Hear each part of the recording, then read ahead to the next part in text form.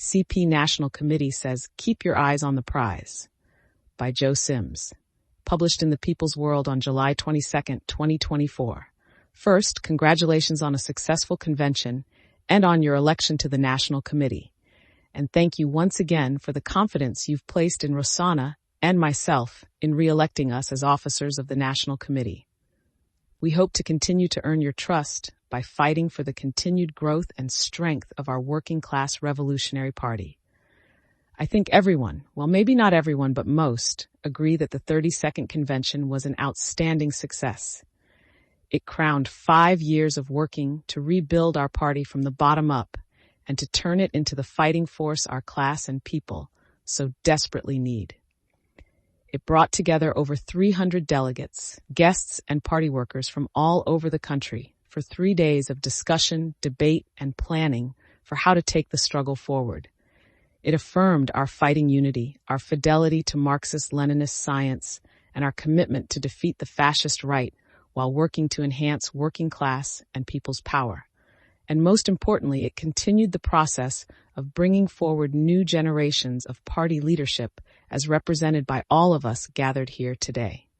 Today's meeting has the task of taking the next initial steps in this process. We have to complete what the convention left undone, give voice to and resolve the electoral policy resolution referred to us by the convention, elect a new national board, and get involved in the election campaign. But we also have to think about what happens beyond the fall, what happens next year and the year after, and how to make real the plans and proposals put forward in the convention's main report, the plenary workshops, and in the convention's many resolutions. But before doing that, let's talk for a few minutes about what's happened since we left each other in Chicago. At the top of the list is the Supreme Court's recent decisions and that debacle of a presidential debate that took place in Atlanta. Both in different ways underlie the crisis moment the country is facing. If anyone has any doubts about the ongoing danger we're facing, they need to look at the court's most recent decisions. The court's majority are not only remaking law, they're remaking the rules by which law is made.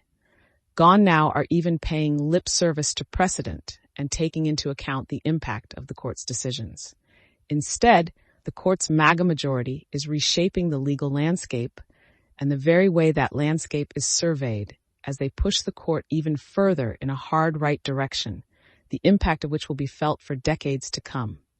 This was already evident in the Dobbs decision and is now reaffirmed by the 3 regulatory rulings, along with the one on presidential immunity. The goal of the regulatory ruling on Chevron and the 2 other decisions is to cripple the ability of agencies like the EPA and the Food and Drug Administration to make rules protecting the environment and public health. They're trying to destroy what the far right calls the administrative state. The aim is basically to allow corporations to do whatever they please in pursuit of maximum profits. The goal of granting presidential immunity is even clearer. It places the president above the law for any act while in office, including apparently encouraging the overthrow of the government. In these circumstances, with a character like Trump on the verge of winning the White House, to say that the crisis of bourgeois democracy has suddenly become acute seems like a huge understatement. But that's where we are, which brings us to the recent presidential debate and its aftermath. It's clear that the Democratic presidential campaign is in a state of profound crisis, one egged on by the mass media's incessant focus on Mr. Biden's performance while giving Mr. Trump's hour and a half of lying an almost free pass. How it will be resolved remains unclear. What is clear is that the stakes are extremely high and grow higher by the day, stakes that are made even more dramatic by the advanced age and declining acuity of both candidates and their party's inability so far to address it. However, that said, for us, it's not about the man or woman or the person, but the plan. It's not about the personality, but the platform or program and the bread and butter life and death issues before the country and the world. Without engaging in ageism, one can have an opinion about a candidate's ability to govern and hold office, and that's okay. But as a political party, we don't take positions on who other parties choose to represent them. As we've said repeatedly, we don't endorse candidates from other political parties. we do take positions on the issues. And what are they? Gaza, the military budget, healthcare, global warming, abortion rights, voting rights, immigrant rights, police murder, LGBTQ rights, housing, passing the PRO Act. We do continue our work in neighborhoods, workplaces, and mass organizations in which we are centered. We do stay engaged. Our task is to stay focused on the issues at stake, on organizing and building on the ground for what's coming.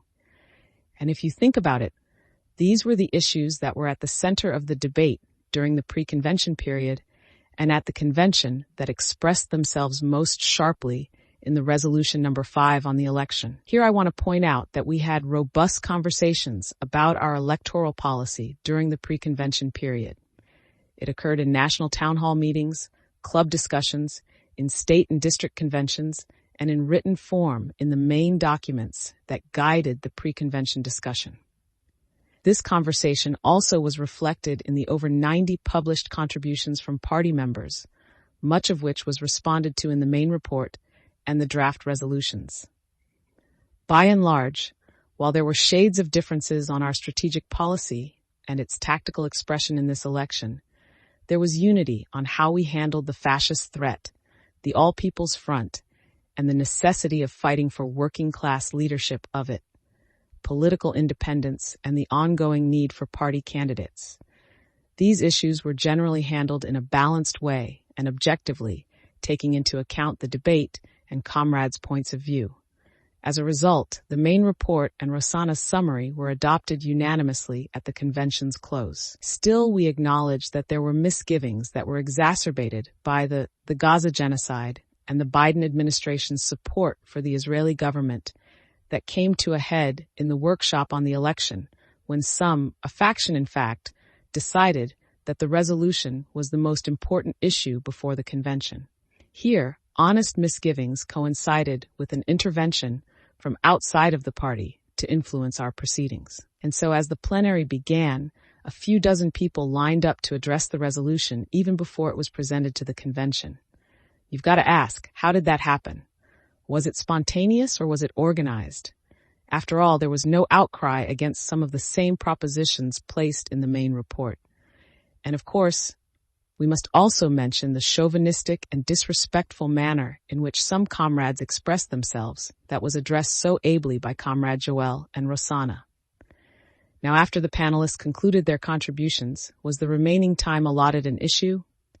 Sure, but we reject that notion that somehow we deliberately orchestrated a closing off of debate. We also reject the notion that the means by which the issue was referred to the NC was undemocratic and unconstitutional. In the first place, constitutionally, the convention is the highest body of the party and has the ability to take decisions either by consensus or majority vote. In this case, the rules by which the convention was governed were adopted by an overwhelming majority vote. There was no objection to the vote until after it was taken. A motion for reconsideration then hit the floor but failed to secure a second. That's what happened. However, as important as the democratic manner in which the rules were adopted was the idea behind them. Namely, that our experience over many years has taught us that unity of action in the party requires a very high level of agreement. Simple majorities or even majorities of 2/3 are not enough to move us forward, particularly in cases of severe contention. Sometimes they're necessary to move forward, but the cost can be very high. Hence the need for more discussion and the search for greater unity. Unity of action requires conviction. And so here we are as mandated by the convention. Let us strive to be convinced. Now, before closing, I want to address the factional ripples that occurred after the convention's close and the attempt to call a special convention. In that regard, first, it's clear that these efforts have failed miserably, gaining traction in only a few clubs and among literally a handful of members. The party's membership, clubs, and leadership have overwhelmingly rejected the attempt by the petition's organizers to bypass the newly elected National Committee, district committees, and club leaderships. We should be proud and take confidence in that.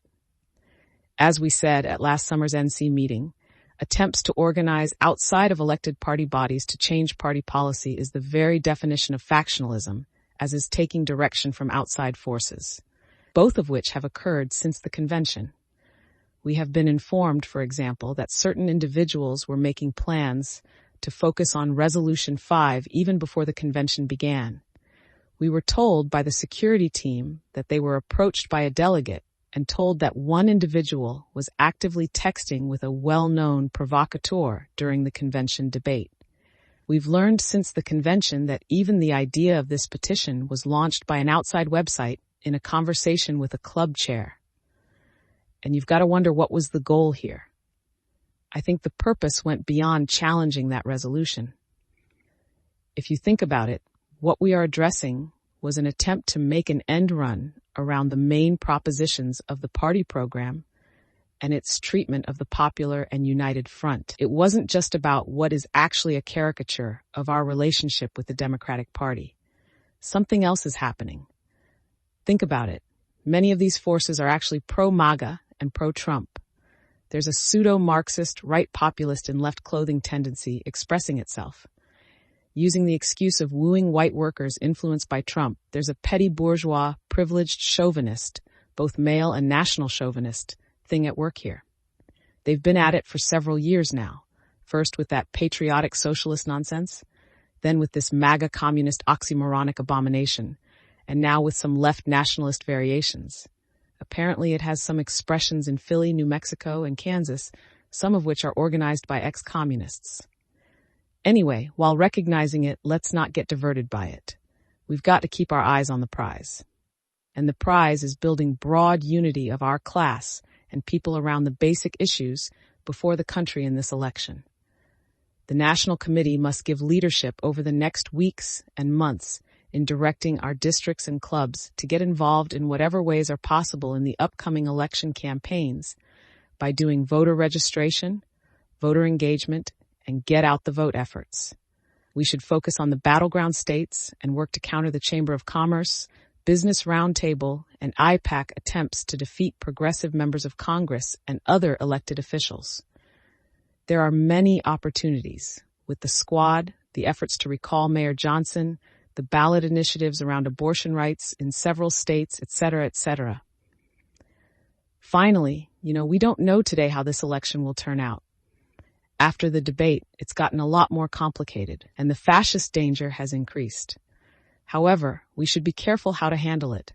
We've got to maintain measure and balance so as not to inadvertently prompt panic or demoralization. As we said in the main report, even with a Trump victory, we will not have fascism in November or December or January. Project 2025 will not by itself usher in fascism. It will be the struggle over Project 2025's implementation that will determine the shape of things to come. The anti-MAGA majority has not disappeared. We got to remember that. It won almost every election last year. There are great democratic reserves among our class and people that full expression will be given to in the next weeks and months. A setback is not inevitable. Everything depends on what we do, and victory remains within our grasp. But you've got to be in it to win it. And that's what we've got to be committed to, struggling within the broad popular front to defeat the fascist right.